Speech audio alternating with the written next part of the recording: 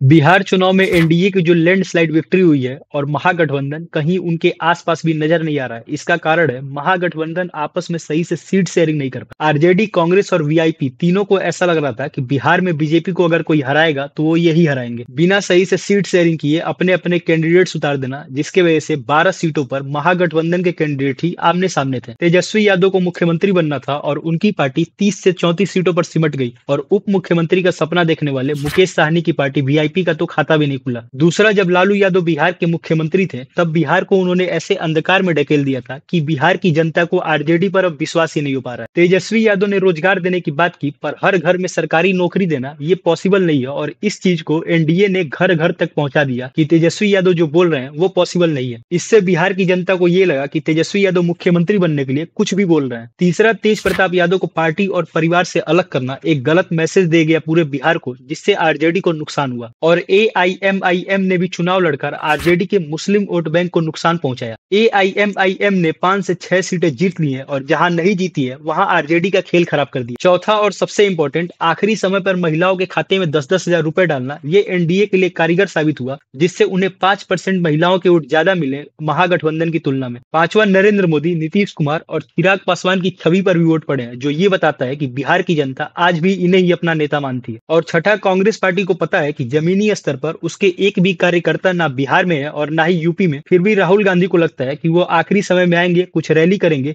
और वो चुनाव जीत जाएंगे। तो ये गलत सोच रहे हैं। जो सरकार में है वो फिर से जीतने के लिए इतना मेहनत करती है और कांग्रेस को लगता है कि वो ऐसे ही आराम से रहेंगे और जनता बीजेपी को उठा के फेंक देगी तो फिर वो अपने आप जीत जाएंगे। चुनाव जीतने से पहले महागठबंधन को ये जरूरी लग रहा था डिस्कस करना कि मुख्यमंत्री कौन बनेगा और उप मुख्यमंत्री कौन बनेगा, और इसी चक्कर में पूरे चुनाव का खिचड़ी बना दिया। अब 30 से 35 सीटें आ गई हैं, इसी में डिसाइड करते रहो कौन मुख्यमंत्री बनेगा और कौन उप मुख्यमंत्री बनेगा। आप किसी भी पार्टी के सपोर्टर हो सकते हैं और मैं भी किसी सिंगल पार्टी को सपोर्ट नहीं करता, ये आप मेरी पुरानी वीडियो देख के समझ सकते हैं। पर आपको एक चीज जरूर मानना होगा कि आज की डेट में अगर किसी को चुनाव लड़ने आता है तो वो सिर्फ बीजेपी को लड़ने आता है। वो जहां भी चुनाव लड़ते हैं अपनी पूरी ताकत झोंक देते हैं, बड़े से बड़े नेता से लेकर छोटे से छोटे कार्यकर्ता तक सब अपनी जान झोंक देते हैं। और यहाँ कुछ ऐसी पार्टियां हैं जैसे कि कांग्रेस, जिनका जमीन पे कोई वजूद नहीं है, वो सोचते हैं कि आखिरी समय में चुनाव में उतरेंगे और जीत जाएंगे। तो ये बहुत ही गलत सोच रहे हैं।